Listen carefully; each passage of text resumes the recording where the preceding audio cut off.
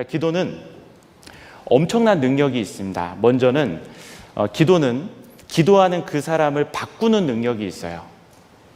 사람은 웬만하면 안 바뀌잖아요. 그래서 사람은 좀 뭐 바꿔 쓰는 것이 아니다 뭐 그런 말도 하는데요. 사람은 웬만하면 안 바뀝니다. 그런데 구원받은 그리스도인은 새로운 피조물이 됐고 구원받으면 바뀌어요. 구원받기 전과 구원받은 이후에 우리 삶이 달라집니다. 자기의 힘과 의지와 노력으로 사람이 바뀌기는 쉽지 않은데 구원받으면 성령님이 들어오셔서 그 사람은 반드시 바뀌게 됩니다. 그런데 성령님이 들어오시고 구원받고 신앙생활을 해도 안 바뀌는 경우들이 있어요.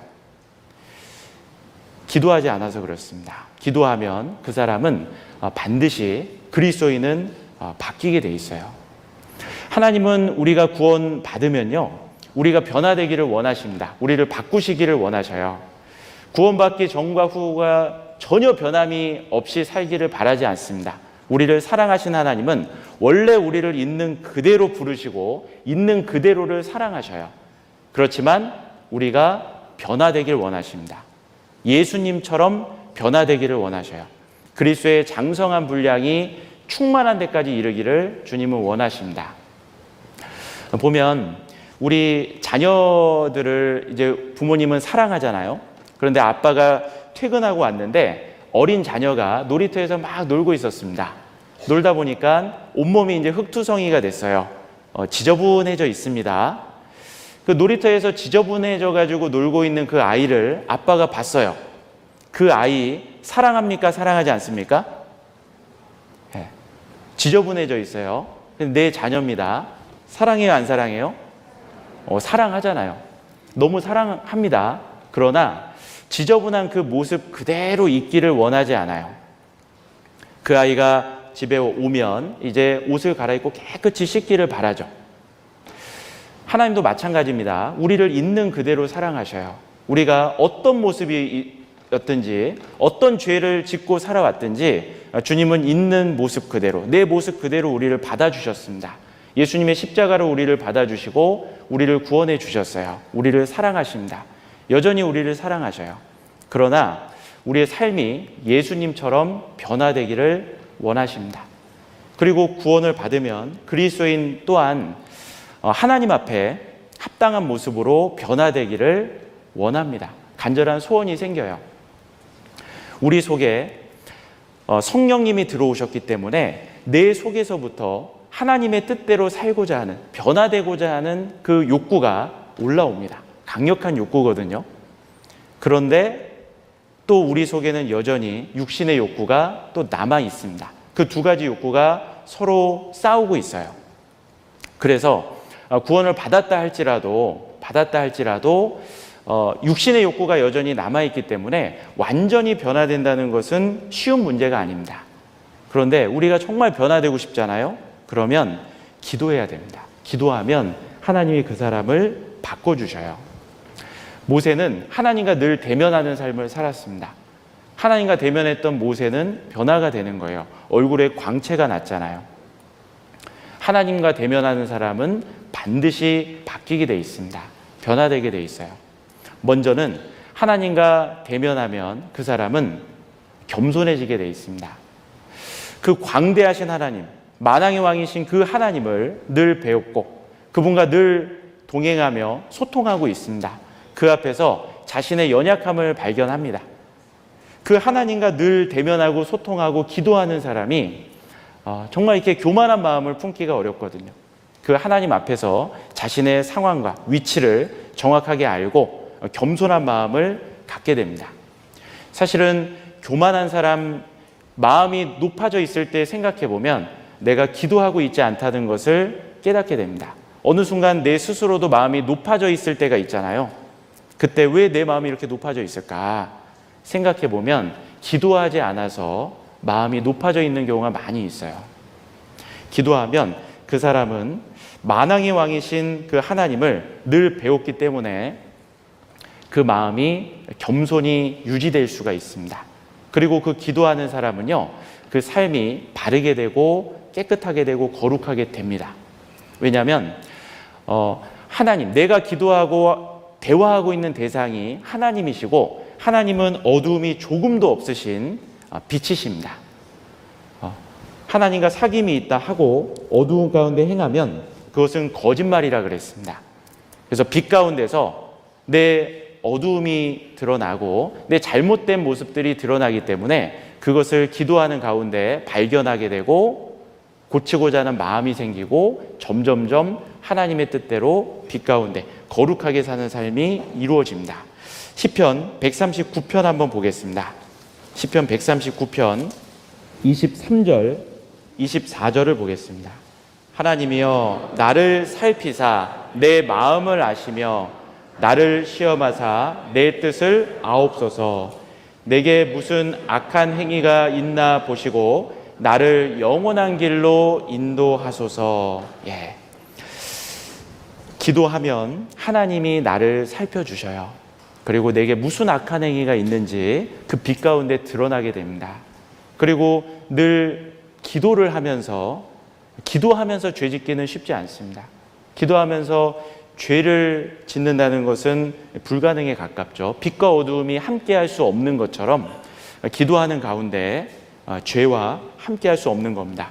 그러면 우리가 쉬지 말고 기도하는 삶을 살아간다면 그의 삶은 점점 주님이 빛 가운데 거하시는 것처럼 우리도 빛 가운데 행하게 됩니다. 잘못된 육신의 욕구가 올라올 수는 있겠지만 그것이 힘을 발휘하지 못하고 우리가 제어하고 이겨나갈 수가 있는 거예요. 그리고 기도하면 마음 가운데 염려보다는 평강이 찾아오는 겁니다.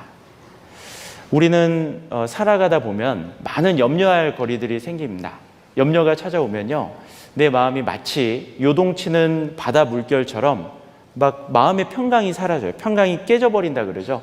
그리고 이걸 어떻게 해야 되지 당황스러워하고 어찌할 바를 알지 못하는 그런 상황으로 이제 들어갑니다. 그런데 우리가 기도하고 주님을 계속 만나면요, 그 마음의 평강을 유지할 수가 있어요.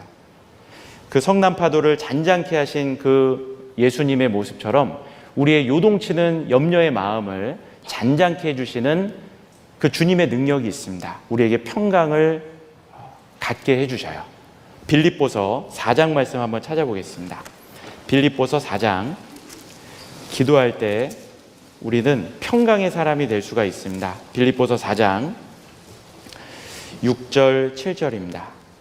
아무것도 염려하지 말고 오직 모든 일에 기도와 간구로 너희 구할 것을 감사함으로 하나님께 아뢰라. 그리하면 모든 지각에 뛰어난 하나님의 평강이 그리스도 예수 안에서 너희 마음과 생각을 지키시리라. 여기 6절에 아무것도 염려하지 말고 라고 말씀하셨는데, 이 말씀은 구원받은 그리스도인이 염려할 수밖에 없는 상황이 생기기 때문에 하신 말씀입니다. 실제로 우리가 그 상황 속에서 상황을 바라보면서 염려가 우리 마음을 요동치게 만들 수 있습니다. 그러나 아무것도 염려하지 말고, 우리가 염려하지 않는, 염려가 불가능하다면 이런 말씀을 할 필요가 없겠죠. 염려할 수 있는 우리는 연약한 사람들입니다. 그런데 그런 염려할 수 있는 상황이 찾아온다 할지라도 아무것도 염려하지 말고, 그 염려하지 말고 대신에 기도하라 말씀하십니다. 오직 모든 일에 기도와 간구로 너희 구할 것을 감사함으로 하나님께 아뢰라. 감사함으로 하나님께 아뢰는다는 것은 기도하는 그 상황 속에서 염려될 만한 상황이 다 사라져버리는 건 아니지만 감사함으로 기도한다는 것은 믿음으로 기도한다는 걸 말하는 거예요. 주님께서 반드시 풀어주실 거다. 그 주님을 믿음으로 내가 염려되는 모든 상황을, 너희 염려를 주께 맡겨버리라. 주님께 맡기고 의지하고 기도를 하면요, 그러면 마음속에 평강이 찾아옵니다.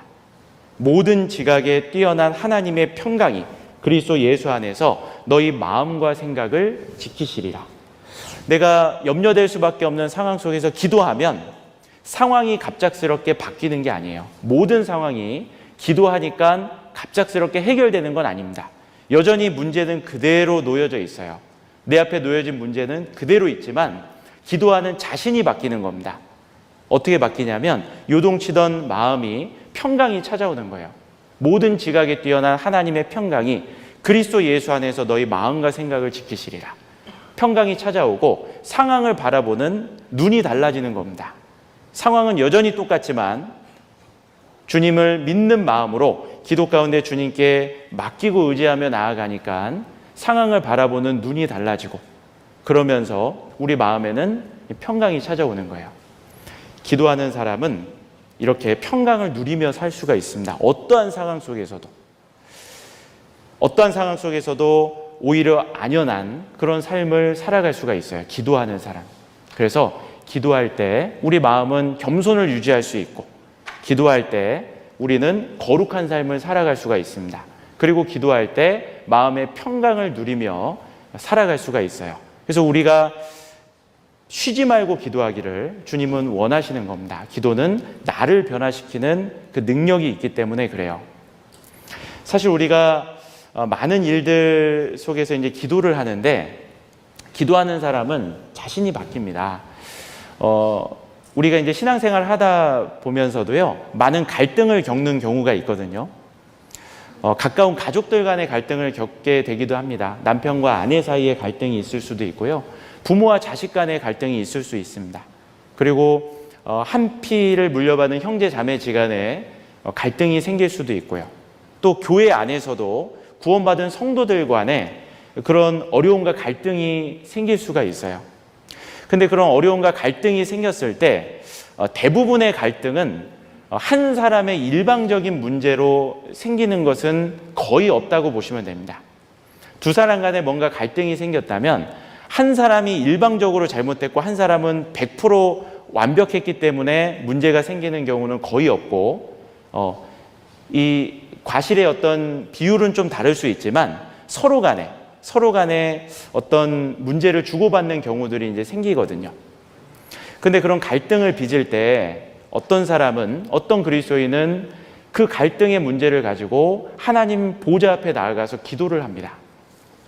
그런데 그 기도를 하면 내가 그런 어려운 상황을 주님께 아뢰고 기도를 하면 그 나와 갈등 관계를 빚고 있는 상대방이 바뀌는 게 아니에요. 내가 기도를 하니까 그 상대방이 이렇게 바뀌었다. 상대방이 이렇게 달라지게 해주세요 해가지고 그 상대방이 바로 바뀌는 것이 아닙니다. 기도를 하면 자신이 바뀌어요. 기도를 하면 그렇게 하나님 면전 앞에 나아가서 기도를 하면 정말 하나님 앞에 자기를 살피게 되고 정말 낮은 마음으로 평강을 누리는 가운데 정말 그 상황 속에서 상대방을 위해서 기도해 줄 수 있게 됩니다. 그러면 자신이 바뀝니다. 그의 눈빛과 표정과 말의 내용이 달라지게 되고 그렇다 보면 달라진 자신을 통해서 나와 갈등 관계에 있는 상대방이 바뀌게 되는 거예요. 하나님은 기도하는 그 사람을 변화시켜 주십니다. 그래서 기도는 그 사람을 변화시키는 놀라운 축복을 가져다 주는 거예요. 기도는 자신을 변화시키는 능력이 있습니다.